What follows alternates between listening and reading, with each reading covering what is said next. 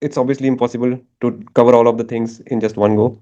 So what I'm going to do is just to give you a brief idea and then give you a template on how to attempt all these CTs and MRIs in your exam.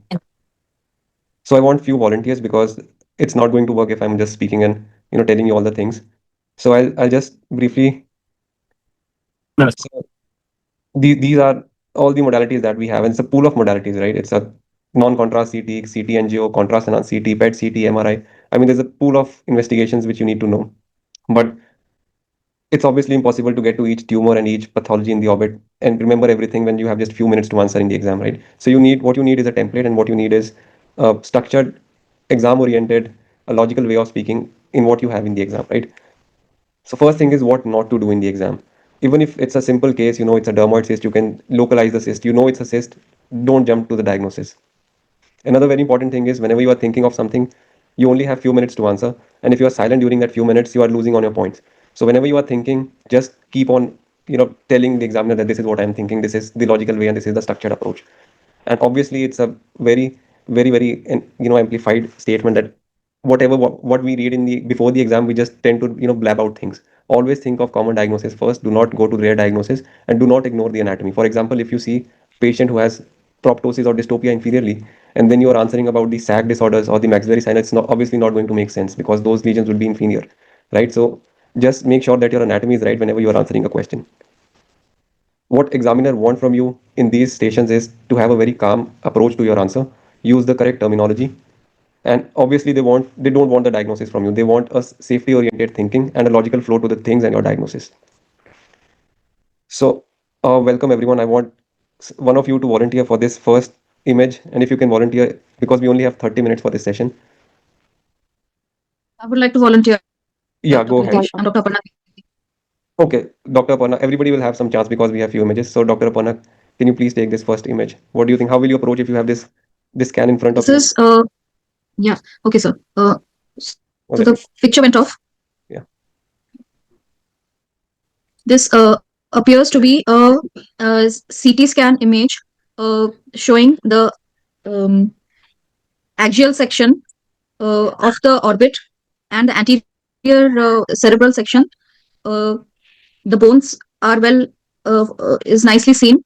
There appears to be uh, there appears to be a well encapsulated lesion in both the orbits. Okay. The optic nerve cannot be seen through it or under or above it, and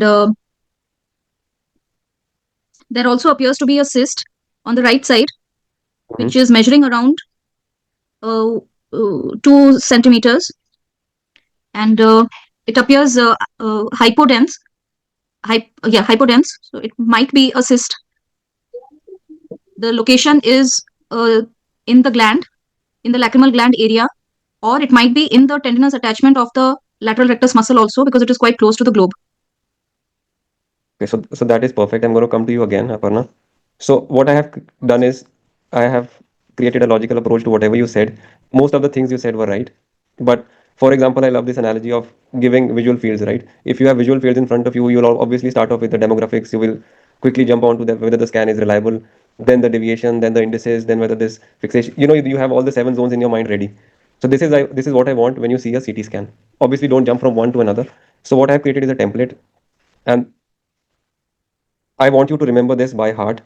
So the template is whichever image you have, whether it's a CT or MRI, just start with this, that this is a contrast enhanced or a non-contrast enhanced CT or MRI. So this is the first thing in the axial or coronal plane, showing a well-defined or ill-defined lesion in whichever compartment, and then go on to the signal density characteristics, causing mass effect, proptosis, compression, whatever, and then come on to the pattern of enhancement, whether it's contrast enhancing or non-contrast enhancing, if you can see it in the lesion. So just to break down this template, there are 7 things which you need to know. First is whether it's a contrast enhanced CT or MRI. It's a non-contrast enhanced. So first thing I want you to comment on is whether this is a CT or MRI. It's very important not to get confused with both of these. Second is the axial and coronal planes are most common planes that they keep in the exam. Sagittal planes you might get, but obviously axial and coronal you should know by heart. And then the lesion is well defined, diffuse, ill defined, whatever it is. The fourth is the compartment, whether it's a superomedial, superotemporal, inferomedial, and inferonasal lesion, or if it is in the intraconal lesion, it's an extraconal lesion. Just be very clear with that. Then whether it is causing What are the signal density? It's a hypodense, hyperdense, isodense in case of a CT, and then intensity in terms of MRI scan, whether it's a hypointense, hyperintense, or isointense. The sixth thing is what is it doing to the globe and the optic nerve, whether it is causing proptosis, it is causing compression. And the seventh thing is to tell about the pattern of enhancement. If it is a vascular lesion, you will have a contrast enhanced scan, whether it's taking up contrast or not taking up contrast. So if you go by this template, you are going to get every lesion correct. And this is what they want from you, the logical approach to the lesion rather than getting to a diagnosis. So I know most of you are not seeing CT scans or MRI scans. So just to tell you, if you see this white structure, the bones, it is a CT scan. It is very easy to identify. So this is the axial section where you see both the globes in the same plane, and this is the coronal section on the right hand side where you can see the muscles and the globe, which is obviously a coronal section of the globe. If you don't see the bones, it is an MRI scan. And there are two types of MRI scan. One is T1 and one is T2. In this case, if you see CSF, it is white. So this is a T2 scan. So CSF is white on T2 and it is black on T1. So if it will be great if you can differentiate whether it's a T1 or a T2 image of the MRI. And this is the coronal section. So it's a coronal section on the left and a axial section on the right hand side. And this is a contrast enhanced lesion. So to differentiate whether it's a contrast enhanced scan or non-contrast enhanced, there are three things. First is you look at these small blood vessels. So if you see these small blood vessels, they are taking up contrast. Second is to see the muscles. So if you see compare globe with the muscles, these muscles are taking up contrast. And the third thing is to look for the turbinates. So these three things, if they are enhancing, they are bright, they will tell you it's a contrast enhanced lesion or a non-contrast lesion. Right? So with this template, we are going to practice some of the scans. And I'm going to ask you again to attempt this. I have written this template and just go by this template and then again explain this lesion. What is it for now? This is a um, non-contrast enhanced CT scan. The left side is the axial scan and the right is the coronal scan, showing a well-defined lesion in the lateral canthus around 2 mm in size, 2 centimeters or 1.8 mm in size, with hypodense characteristics and causing a mass effect on the globe. Perfect. So this is how you describe your lesion. And when you have described it this way, you're already done with your station, right? Then going to move on the next, what the next question is. So obviously, if you describe it this way and learn it this way, it will help you in exam to memorize what you have learned. So this is a cyst. I'm not going to diagnosis. This is obviously a dermoid cyst because it is hypodense. And then here you also see the Hounsfield units, right? Yes. So Yeah. this is another tricky question. So I want another volunteer to take this next scan. So this is obviously an intraocular lesion. So this was the lesion and this is the scan. So this is the template I've written down with this image. So if anyone else want to volunteer for this one.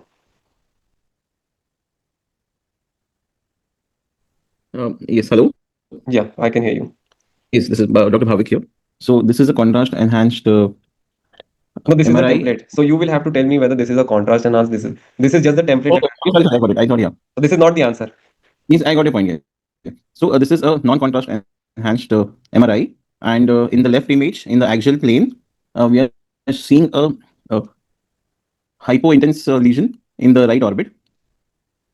No, so I showed you the image, right? So this was the lesion. Correct. And this is the image we are describing. So just focus on the image on the left hand side. Yes. So image on the left hand side is a non-contrast enhanced MRI in the axial plane. In the right globe, we are seeing I'm not able to say how to pronounce it. It's a hypointense lesion comparing to no, so the next point is, so just read what I've written down in the template. So first thing, you got it right that this is a MRI scan. This is the axial plane. The third thing is whether it is well defined or ill-defined. Okay, yeah. So this is a well-defined lesion Correct. from the left-hand image, and this is a T1 image, T1 MRI, because the CSF is black, and it is in the globe causing a distortion of So for then we have the in the globe. Inner parts of the globe. Okay. Okay, in the globe, yes. Okay. So this is a non-contrast enhanced T1 MRI in the axial plane. It is showing a well-defined mass in the globe, in the right globe. With? Right, and with the hypointense characteristics. So now, correct. So now we come on to very important characteristics, whether it's hypo, hyper, or iso. So now to compare whether it's a hypo, hyper, or iso, you always see the muscles. So look at the muscle, the medial rectus and the lateral rectus in this image, and then compare this lesion with the muscle, and then you will answer. It is iso. Correct. So this is an iso-intense lesion. Intense lesion, yes. Correct. Causing a mass effect. So there's a distortion of the globe within the compartment, but there is no mass effect outside of it. So how do we describe this, sir? So this is not causing a mass effect on the globe. So this is for the orbital lesion. So we are talking about the intraocular lesion, and there is no enhancement. Obviously, this is a non-contrast enhanced scan. Non-contrast, yes. Yeah. Correct. So just remember all these 7 things that we discussed, and you just go one by one. And it's not important to reach on the diagnosis. It's the process, it's the logical approach that they want to test, right? Correct. So Yes. the blood vessels are taking a contrast in the left side image. No, so this is a T1 image. In the previous, This is not a contrast. So always see on the scalp. If the scalp images, the scalp are taking up contrast, and the muscles you see they are not taking up contrast. okay. Right. So this was retinoblastoma. We are not going into the details. So next we are talking about some of the orbital lesions which are very common, and I want another volunteer to take this one.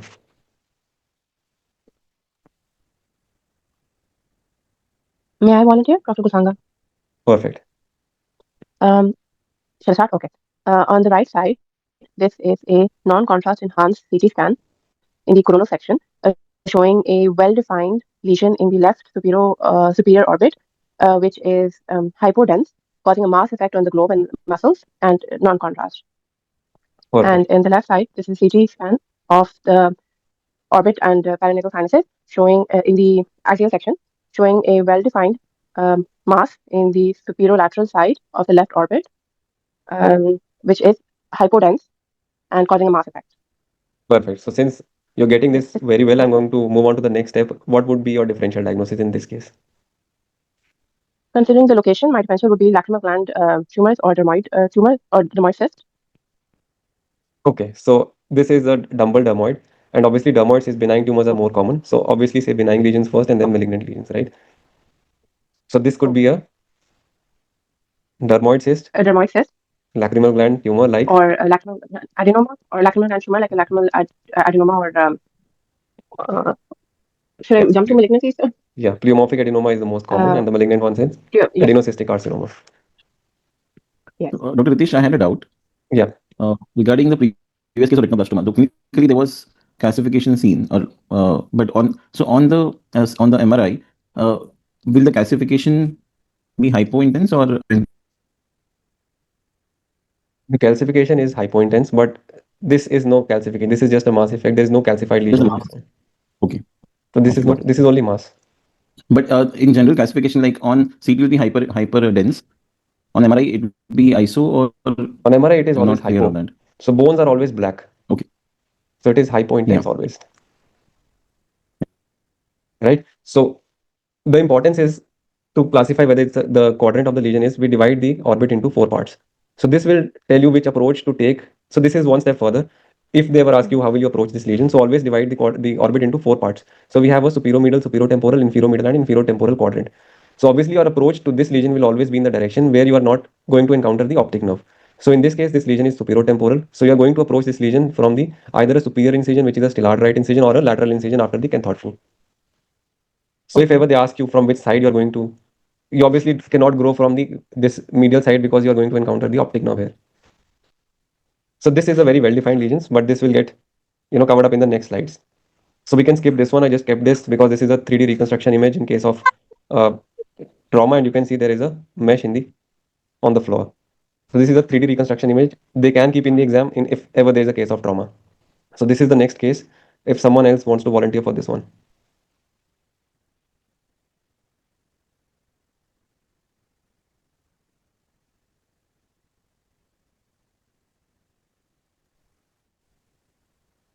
We have so many exam going students and nobody wants to volunteer for this. This is a very easy one. Can I volunteer again, sir? Yeah, sure. Go ahead. Okay. So this is a non-contrast CT scan of the in the coronal plane, showing diffuse lesion in the orbital compartment, which appears It's superior, inferior, temporal, so you have to specify. superior as well as entire of superior as well as infromedial. The lesion is appearing iso or hypo intense in comparison to the muscle, but there is also a air pocket or a hypo intense well circumscribed space present in the medial side, infromedial compartment. I cannot comment whether it is causing any mass effect or not, because yeah, so this is not the cut where I can comment whether it is causing mass effect or not. It's appearing diffuse, but the sclera does not appear indented anywhere. Okay, so you have described this lesion, right? So what is your next step in this case? Can I try? Yeah, yes. So you will get a chance for the next one. So I'm just taking it one step forward. What will you do in this lesion? Obviously, this is not a well circumscribed lesion, and this CT scan is not going to help you in this case. So what is your next step? Yeah, I would like to ask for an MRI because this appears more like a generalized inflammation kind of picture rather than a single particular location. Uh, okay, or I would like to take biopsy. Okay, so how will MRI help you in this case? Your first answer was MRI. This was the patient. Let me show you the patient. So this is the patient. Now can you guess what is this lesion? So this is a child with rapid onset of proptosis and this So it mass. might be, yeah, it might be rhabdomyosarcoma because, or Correct. first we have to consider the orbital, what is that? Uh, so sorry, I'm just Okay, so I think you're. cellulitis, orbital cellulitis, Mhm. preorbital and orbital cellulitis, but because it is causing so much of proptosis, so I would prefer to say orbital cellulitis. But since it has progressed and the child looks very febrile and all, I should keep rhabdomyosarcoma also in my DD. Correct. So this is a very important thing. What you mentioned is orbital cellulitis. So now we move on to our next scan, and I will tell you why this is not orbital cellulitis. Okay, so now if someone can volunteer on this case, this is a 5-year-old child with proptosis of the right eye.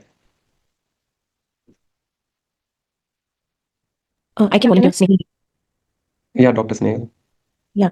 So the image on the right is a non-contrast enhanced CT scan of the orbit in the axial plane, showing um, ill-defined lesion in the medial orbit along with the ethmoidal sinus as well, Right. So causing in this case, there is no lesion. You cannot see any lesion. What you see is just this. yeah. So how do we say that? So this is a classical characteristic and a classical word that you have to say in this case. This is known as fat stranding. So when you see Yeah. this dirty white dots in the orbit, Mm. this is the fat stranding as compared to the other eye. Right. Right. So so in There the is axial plane, no, showing yeah, fat stranding in the right orbit in along which compartment? medially.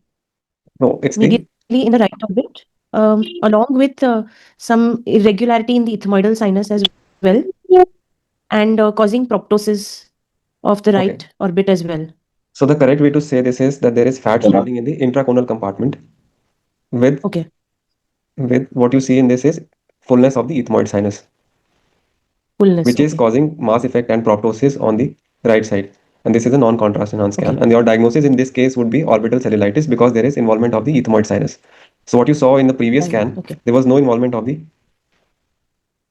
Sinus. sinuses, right? So in this case, this lesion is not from the sinus. This is a mass lesion, which is, if you see this section, this is compressing the globe. And if you see this one, it is a osteolytic lesion. The bone here is gone, Mm. right? So there are subtle hints, the bone on the roof of the orbit and the zygomatic bone, it is an osteolytic lesion. So this is a malignant lesion of the orbit.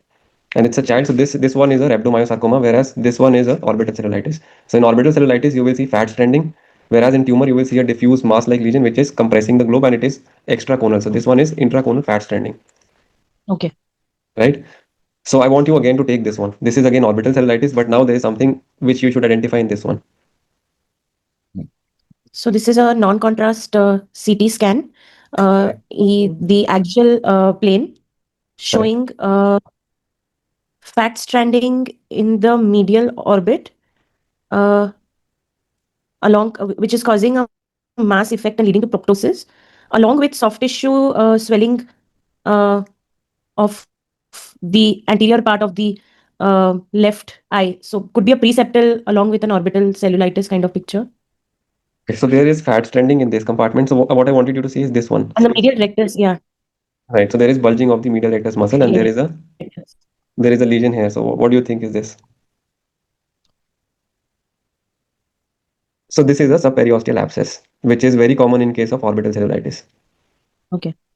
right? So if you have a patient with this kind of image where the sinuses are full, there is fat stranding, there is proptosis, a febrile child, and you have muscle which is bulging out, it is always a subperiosteal abscess. And again, it's a very common question when to drain a subperiosteal abscess. There is a different criteria for children as well as adults. If you have not gone through it, just go through it. Orbital cellulitis is a very common question that is being asked in OSCE as well as in the clinical exam, right? So now again coming on to very common vascular tumors which they might keep in the exam. So if we have another volunteer, maybe this will be our last or maybe one more after this one. I'm Dr. Soma, Viking volunteer. Yes, Dr. Samu. So this is a non-contrast enhanced CT scan of the left side is an axial plane showing a well-defined lesion in the medial compartment, supromedial, and as well as inframedial compartment, which is iso-intense in characteristics, causing mass effect to the right orbit. The size is 26 millimeter into 20 millimeter. So this was our patient, which I showed you. So this is the patient. He obviously has a dystopia superiorly, and this is the mass lesion. So based on this, what will be your differential diagnosis? This may be a case of hemangioma. Oh, which hemangioma? Cavernous hemangioma. Right. So there are two hemangiomas. One is capillary hemangioma. One is cavernous hemangioma. Capillary hemangiomas are always infantile. They are seen in children. And cavernous hemangioma is the most common cause of a benign vascular tumor in adults. Right. So this is a cavernous hemangioma. So now one step further, how will you approach this case? So this is obviously you cannot biopsy this lesion. This is a vascular lesion. You will get a contrast enhanced image. So this is the same patient where you can see this lesion is taking up contrast, which tells you that this is a vascular lesion. And the next question is obviously going to be, how will you approach this lesion?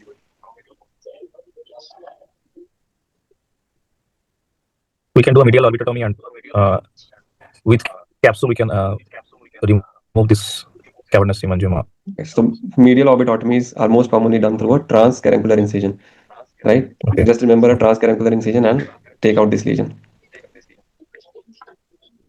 And probably this would be our last lesion. So if anyone else wants to volunteer for this one.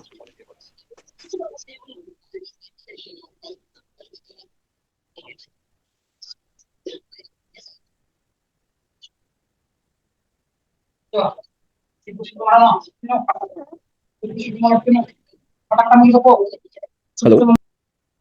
So Please, who are not talking, please. So Dr. Kaushik, I think we only have a couple of minutes left for this. Can I take? Yeah, Dr. Ditya, go ahead. Take this. yeah. Sir, this is a T2 weighted MRI image in axial and coronal section Okay. showing a fusiform enlargement, but most likely due to optic nerve glioma. Oh, so just go, I think you skipped on the first slide. The first slide was never jump onto the diagnosis and always stick to the template. So you have missed out on a lot of things. So first thing is whether it's a CT or MRI. The second thing is the plane. The third thing is Okay, sir. This is a T2 weighted MRI scan in axial and coronal section. correct. On the left side, we have a coronal section. On the right side, we have an axial section. And on seeing the right side image, it appears to have a fusiform enlargement of the optic nerve. Oh no, With, this is not a fusiform enlargement. So just comment on whether it's a well-defined or it's a non-well-defined. It's a diffuse lesion. How do you see this lesion? It's a well-defined lesion causing proptosis of the right eye. Okay. And the next point was in which compartment? Whether you see it's an intraconal, extraconal. It's intraconal causing axial, most likely axial proptosis. Okay. So the next thing is. Next thing. Oh, I'm going to upload this on the Telegram as well as on my YouTube channel. So always stick to the template.